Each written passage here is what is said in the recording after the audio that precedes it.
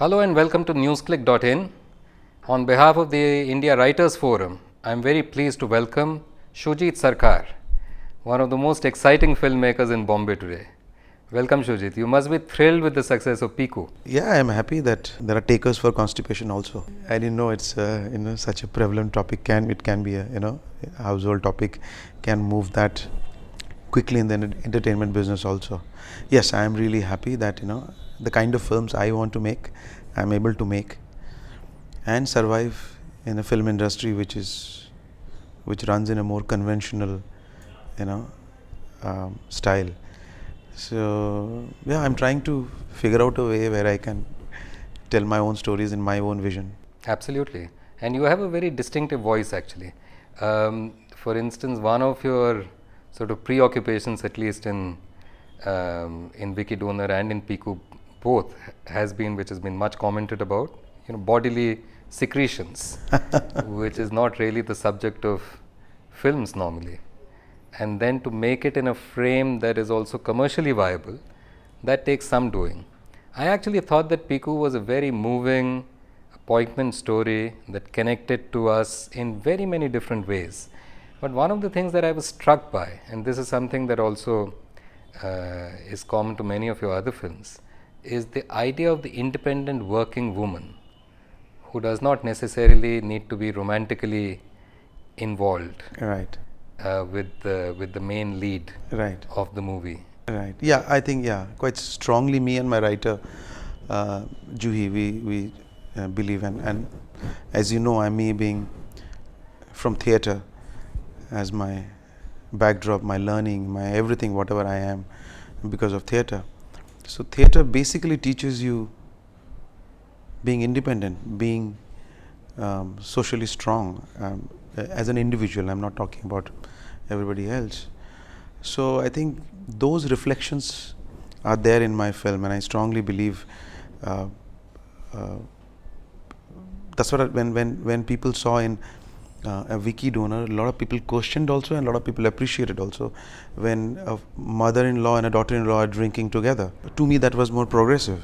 So so there is various ways of looking at progressive. Merely that BG is more progressive than any other cosmopolitan woman.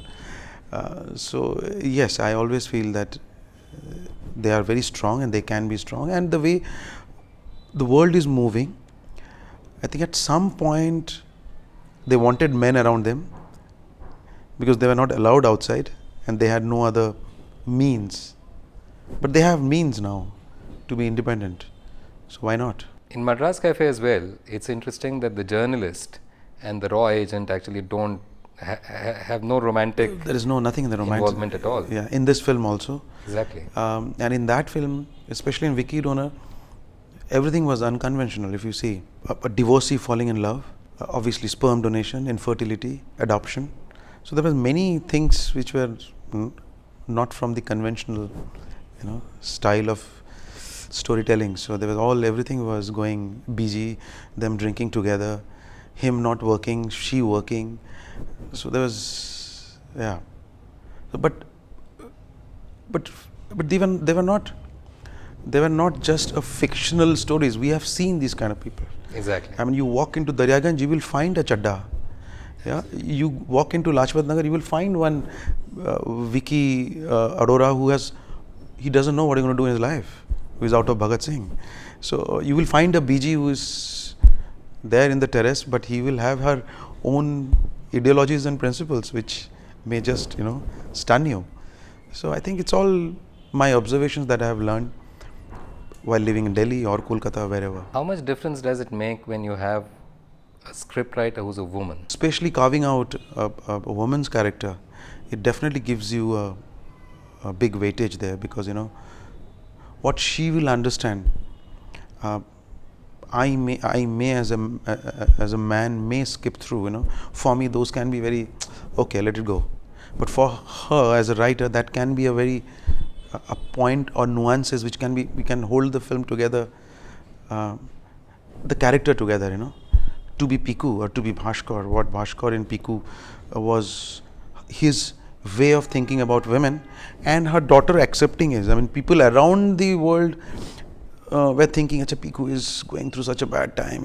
But she said, no, I'm okay, I'm fine. I have to live like that. This is my father. And he believes in certain ways. I am accepting. It's not that I am not, that she, contradicts his theories or his thoughts. So she is happy living like that. It's the way father and daughter.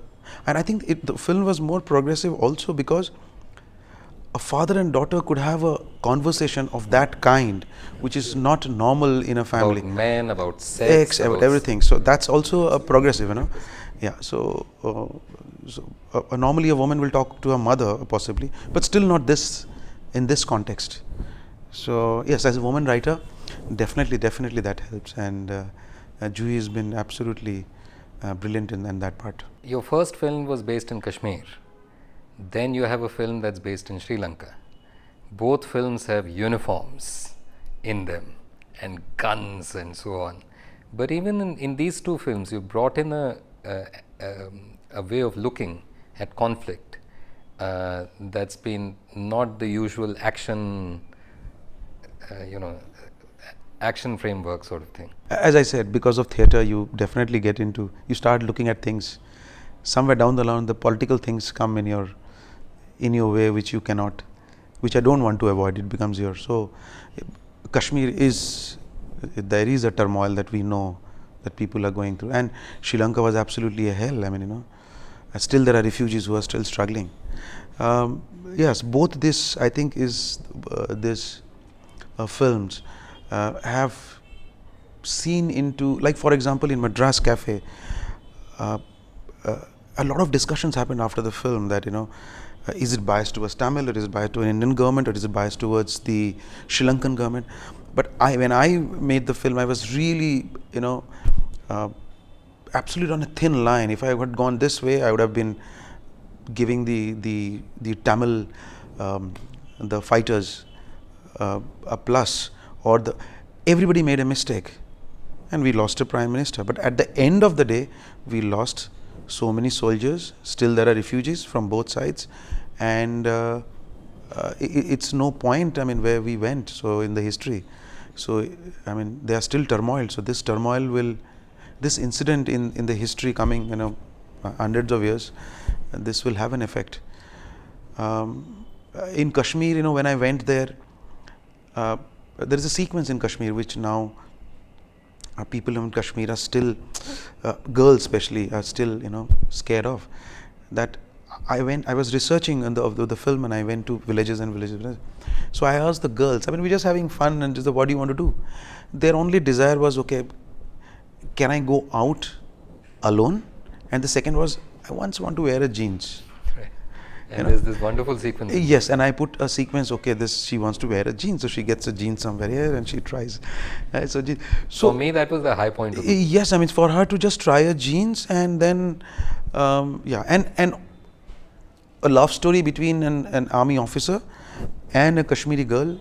There are many incidences. We have not heard about it, but there are many, and there will be attractions. They are human characters. So that way, I think I found a lot more life inside the Kashmiris, that they want to move on.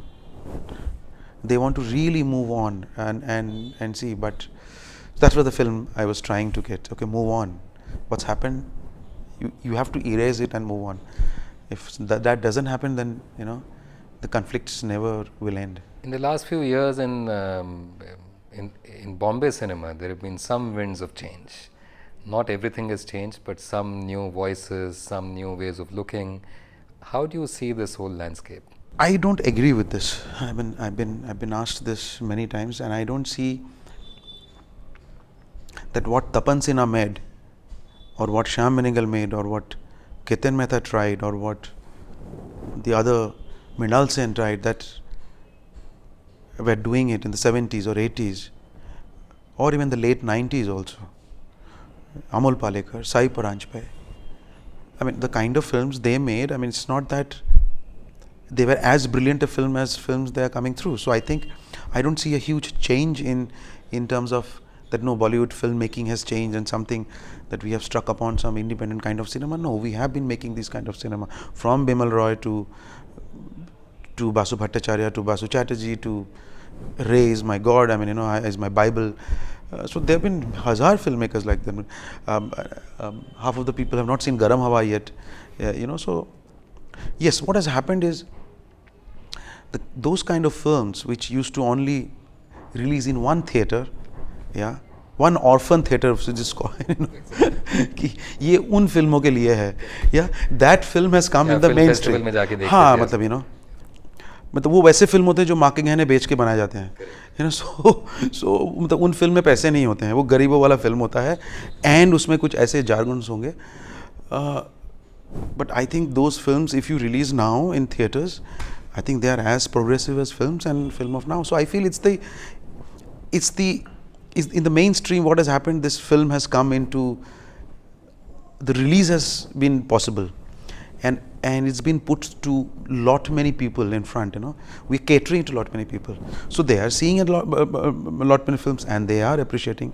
And at that time, we could not cater it to a lot of people. So that's for the difference I feel personally. I definitely don't feel that some new movement has come and something has taken over. No, not at all. I think movement was always there. Do you think that the fact that Indian films now have a slightly better international market, has that changed? Yes, that definitely has happened, and we are not far away from the. Yes, we're still lacking in the world cinema. Our cinema is still not traveling, apart from few couple of, I think. But we should, the kind of infrastructure we have, the kind of literature we have, the talent, we should move to world cinema as quickly. There have been filmmakers who has moved on. I mean, the biggest example is Ray. He's been a world figure, so he's done then. Why can't we do it now? So it's just we'll have to try hard, and we are there. If you look at the overall scenario in the country today, a lot of us feel that there's a concerted effort to throttle voices that are independent, voices that don't conform to a single way of looking, and so on. How do you see this? There have been incidents where there have been a lot of censoring, in terms of.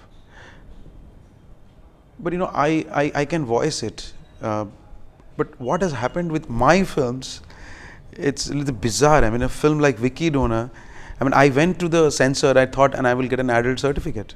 It was the kind of subject it dealt with. They asked me, what do you want? I said, I want a UA. They said, okay, we give you UA. So there were sensible people sitting there who could gauge it. They didn't think it's one C-grade slapstick comedy happening. Same with Madras Café, same with Piku. I never faced a censor problem. But yes, some of my films, some of the diktats which has come from censors, like हमारे country में ऐसा है कि कोई कहीं से भी झंडा लेके खड़ा हो जाता है. When Madras Café didn't release in Tamil Nadu, I tried speaking to the political teams. I said, fine, you want to raise a voice, don't watch the film, but don't stop the other people to watch the film. So that strong voice I'll still have, that you watch the film, don't let your people or other people to stop watching it. You don't want to watch it, you want to voice, you want to come in the media and say this is wrong in the film. Yes, you have every right to protest, but I don't think you have any right for other on getting infringing in other people's way of looking at cinema or art or whatever it is. So that's I definitely believe. Well, that's great, Shoojit. It's been a pleasure having you, and may your tribe grow, and may your voice always be unthrottled, and may you give us more and more and more enjoyable, lovely, moving, poignant, funny films. Thank you very much.